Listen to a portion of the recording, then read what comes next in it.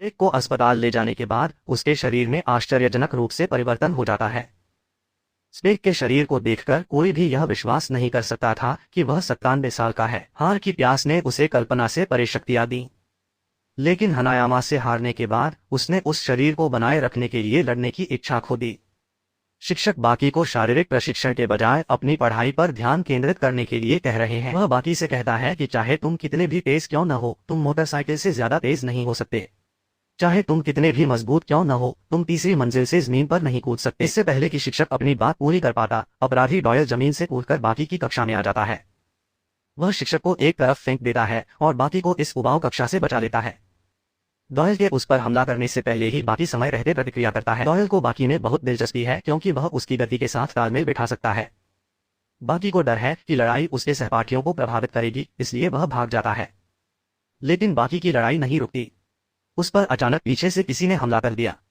अपराधी यानागी उसका अगला प्रतिद्वंद्वी है। उसके हाथ में एक भयानक हथियार है जिसका इस्तेमाल निंजा लोग अनादिकाल से हत्याओं के लिए करते आए हैं। सामान्य मानव आंख इस हथियार की गति का अनुसरण नहीं कर सकती, खास तौर पर जब इसका इस्तेमाल यानागी द्वारा किया जाता है। वह हमले की दूरी और गति को अपनी इच्छानुसार बहुत लचीले ढंग से बदल सकता है। शिबुगावा अचानक प्रकट होता है और उनकी लड़ाई में शामिल हो जाता है। हालांकि शिबुगावा काफी बूढ़ा है, लेकिन उसका jutsu यानागी के हमलों का मुकाबला करने के लिए अच्छी तरह से अनुकूल है, जो उसे नीचे गिरा देते हैं। इससे यानागी को बहुत गुस्सा आता है। वह उछलकर शिबुगावा की ओर दौड़ता है और उसे गंभीर रूप से घायल कर देता है। शिबुगावा अपने खून से यानागी को अंधा कर देता है और बाकी के साथ मिलकर हमला करता है, जिससे यानागी घायल हो जाता है। हालांकि यानागी के पास सबसे खराब स्थिति में भी एक तुरुप का पत्ता है। वह कोई मार्शल आर्टिस्ट नहीं है जो छिपे हुए हथियारों का इस्तेमाल करता हो या हथियार छिपाता हो। जहर ही उसका असली हथियार है। उसे यानागी द पॉइजन के नाम से जाना जाता है। असली लड़ाई अब शुरू होती है। यानागी से निकलने वाली शक्ति से बाकी आकर्षित होता है, जिससे उस पर यानागी का हमला होता है। हमला आसान लगता है, लेकिन यह तुरंत बाकी को बेहोश कर देता है। मनुष्य कई मिनट तक अपनी सांस रोक सकता है, लेकिन 6% से कम ऑक्सीजन वाली हवा को अंदर लेने से ही वह बेहोश हो जाएगा। यानागी ने जेल में रहते हुए इस तकनीक का अध्ययन किया था। उसकी हथेली की शक्ति मोटी कंक्रीट की दीवारों को नष्ट कर सकती है, मानव शरीर की तो बात ही छोड़िए। यानागी के खिलाफ मैच में बाकी पूरी तरह से हार गए। अगली सुबह सभी लोग टोकुगावा के घर पर अपराधियों से निपटने के तरीके पर चर्चा करने के लिए इकट्ठा होते हैं। बैठक खत्म होने से पहले ही डोरियन अचानक प्रकट हो जाता है। कमरे में प्रवेश करने से पहले उसने बाहर के सभी गार्डों को हरा दिया। वह इस जगह को जलाने के इरादे से गैसोलीन की एक बाल्टी लेकर आया है। कत्सुमी भी इस मस्ती में शामिल होने के लिए यहाँ आया था। वह अभी भी डोरियन के साथ अपने पिछले झगड़े को नहीं भूला है। कत्सुमी जल्दी से डोरियन का लाइटर और गैसोलीन की बाल्टी उस पर फेंक देता है। किसी और के डोजो में परेशानी पैदा करने का यही नतीजा होता है। डोरियन सबके सामने आग की लपटों में घिर जाता है, जिससे वह बुरी तरह जल जाता है। हालांकि डोरियन फिर भी ऐसे उठ पाता है जैसे कुछ हुआ ही न हो। कादो शिनशिनकाई डोजो का शिष्य है। वह उस आदमी को खोजने के लिए यहाँ आता है जिसने एक बार उसके गुरु के डोजो को बाधित किया था। कादो डोरियन पर हमला करने के लिए दौड़ता है। फिर अराची भी मस्ती में शामिल हो जाता है। कादो भी डोरियन की तरह ही तार को हथियार के रूप में इस्तेमाल करता है। इस बार डोरियन उसी हथियार से अपना एक कान खो देता है जिसका उसने इस्तेमाल किया था। लगता है कि स्वामी अपना गुस्सा डोरियन पर निकालना चाहते हैं। हालांकि डोरियन जानबूझकर उनकी पिटाई सहता है ताकि वह कात्सुमी और काटो को अपने तारों में फंसा सके। वह उन्हें खत्म करने के इरादे से तार को बहुत जोर से खींचता है, लेकिन ओरोची अपने हाथ का इस्तेमाल डोरियन के तारों को काटने के लिए करता है। प्रतिकूल स्थिति को देखते हुए डोरिया अपने मुंह से एक ग्रेनेड निकालता है। विस्फोट के कारण घर लगभग पूरी तरह से नष्ट हो गया। सौभाग्य से बहुत देर होने से पहले सभी लोग जल्दी से चले गए। फिर डोरियन स्वस्थ होने के लिए अपने बेस पर लौटता है। हालांकि काटो चुपके से उसका पीछा करता हुआ यहाँ तक आ गया। वह यहाँ डोरियन के साथ अपनी सारी शिकायतें खत्म करना चाहता है। जब काटो डोरियन के खेल के मैदान में दाखिल हुआ तो स्थिति पूरी तरह बदल गई।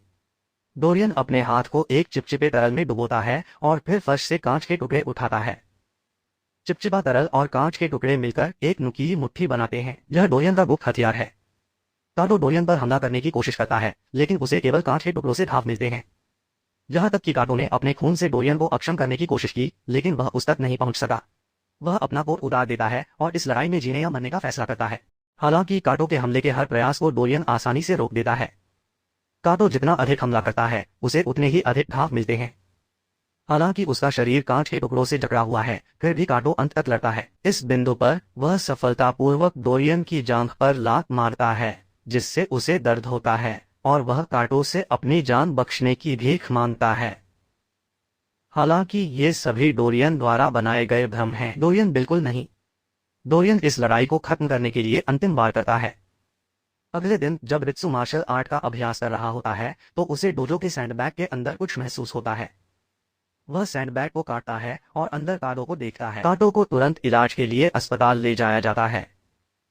इससे शिनचिनकाई डोजो के सभी सदस्यों में आक्रोश फैल जाता है और झगड़े का बदला न चुकाना अपमान होगा। शिनचिनकाई डोजो के सभी छात्रों को डोरियन को गिरफ्तार करने का आदेश जारी किया जाता है। बहुत जल्दी उन्हें डोरियन का स्थान मिल गया। डोरियन का भी भागने और उनकी इच्छा के आगे झुकने का कोई इरादा नहीं है। वे उसे पास के मनोरंजन पार्क में ले जाते हैं। पार्क में इंतजार कर रहे लोग डोरियन के साथ खेलेंगे। जहां डोरियन का सामना एक ऐसे प्रतिद्वंद्वी से हुआ जिसका वजन उसके बराबर था। इस मांसपेशी की ताकत बहुत भयानक है। उसके हमलों की ताकत के कारण अगर प्रतिद्वंद्वी सीधा मुक्का खाए तो वह तुरंत गिर जाता है। प्रतिकूल स्थिति को देखते हुए डोरियन अपने प्रतिद्वंद्वी को रोलर कोस्टर गेम क्षेत्र में ले जाता है। वे इस रोलर कोस्टर पर लड़ाई करने जा रहे हैं। आदमी शांत नहीं हुआ और डोरियन के जाल में फंस गया।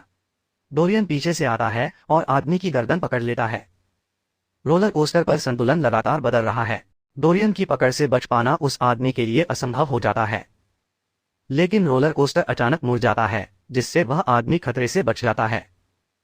आगे अभी भी बहुत लंबा रास्ता है और रोलर कोस्टर की गति और तेज होती जा रही है। त्वरण और गुरुत्वाकर्षण लगातार बदल रहे हैं।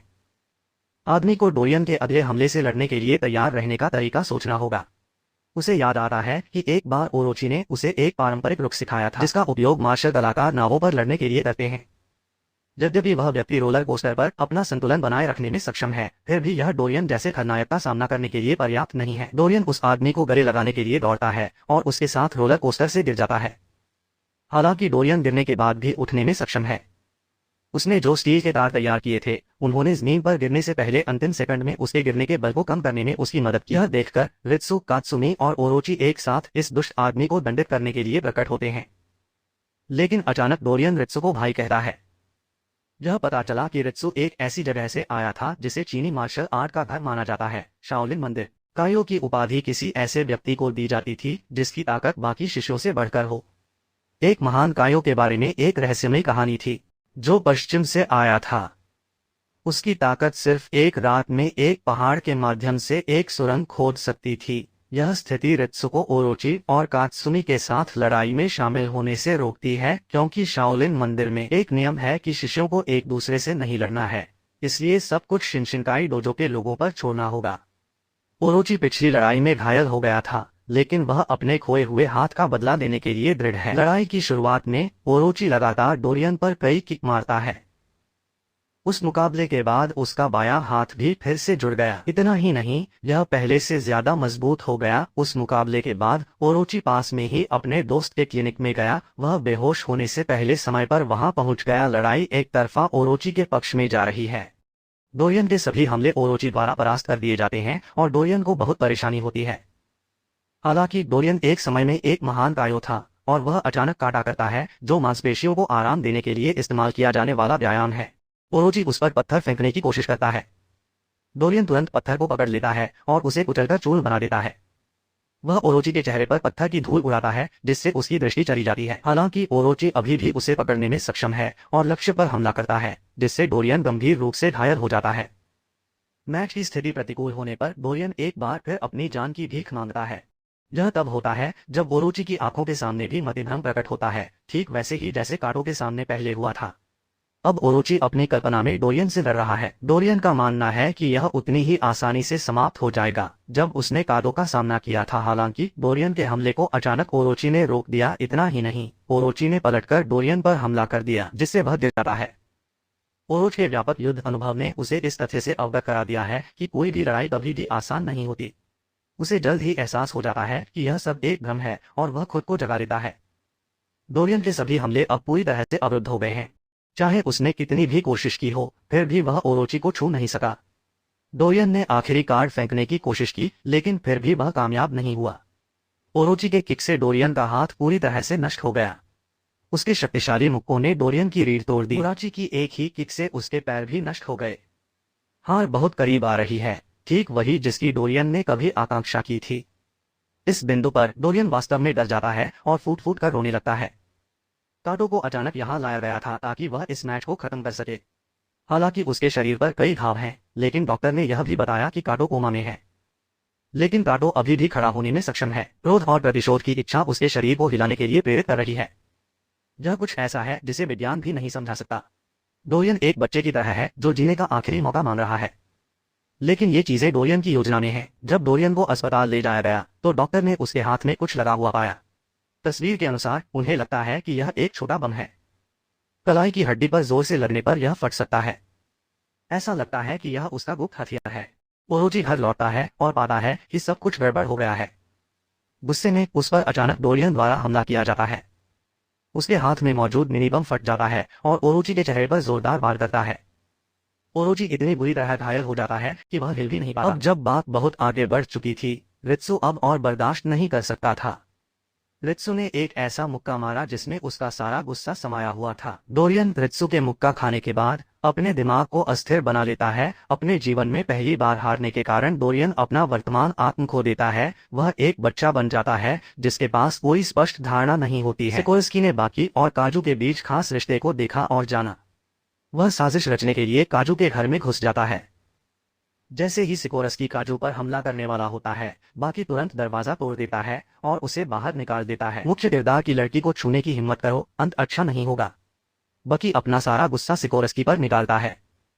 हालांकि सिकोर्स्की समय रहते भाग जाता है और काजू को अपने साथ ले जाता है, जबकि बकी गुस्से में डूबा रहता है। इस बीच एक आपातकालीन सरकारी बैठक में इस बात पर चर्चा हो रही है कि भागे हुए कैदियों से कैसे निपटा जाए। जब से वे जापान पहुंचे हैं, तब से लगातार कई हत्याएं हो चुकी हैं। जहां तक कि कुलीन पुलिस बल भी उन्हें नहीं रोक सका। एक वरिष्ठ अधिकारी उनसे निपटने के लिए अन्य कैदियों की शक्ति उधार लेने की पेशकश करता है। उसे पता चलता है कि एक कुख्यात कैदी को एरिजोना की जेल में रखा गया है और वह सोचता है कि वह कैदी ही एकमात्र व्यक्ति है जो उन्हें रोक सकता है, अर्थात जापानी पुलिस विभाग का आयुक्त। मोरियो सोनोडा उस कैदी को जापान ले जाने के लिए खुद अमेरिका गए हैं। इस कैदी के कमरे का दरवाजा बहुत आलीशान है। किसी ने कल्पना भी नहीं की होगी कि यह कैदी का घर है। मोरियो के सामने ओलिवा नाम का एक विशालकाय राक्षस है। एरिजोना जेल के अधिकारी ओलिवा की शक्ति का इस्तेमाल उन अपराधियों को पकड़ने के लिए करते हैं जिनसे सरकार निपट नहीं सकती। इसीलिए ओलिवा को सरकार ने वह सब कुछ दिया जो वह चाहता था, भले ही वह कैदी था। शहर में अभी एक बड़ा हत्या का मामला चल रहा है। मोरियो भी यह देखने के लिए पीछा करता है कि ओलिवर अपराधियों को कैसे पकड़ता है। इमारत में छिपा हुआ हत्यारा भी बदला लेने के लिए ओलिवर को ढूंढना चाहता है। हत्यारा तुरंत ओलिवर पर गोलियां चलाता है, लेकिन आश्चर्यजनक रूप से गोलियां भी ओलिवर की कठोर मांसपेशियों को भेद नहीं पाती हैं। ओलिवर हत्यारे को इमारत से बाहर फेंक देता है और उसे बेहोश कर देता है। ओलिवर की राक्षसी शक्ति को देखने के बाद मोरियो तुरंत ओलिवर को जापान ले आया। हालांकि ओलिवर जापानी सरकार के आदेशों का पालन करने के बजाय स्वतंत्र रूप से कार्य करना पसंद करता है। इसलिए वह सिकोर्स्की द्वारा काजू का अपहरण करने के बाद कार से बाहर कूद जाता है। वह उसे युजिरो के पास ले जाता है जो बाकी का पिता है। शिनशिनकाई के सदस्य भी यह खबर तक सुनी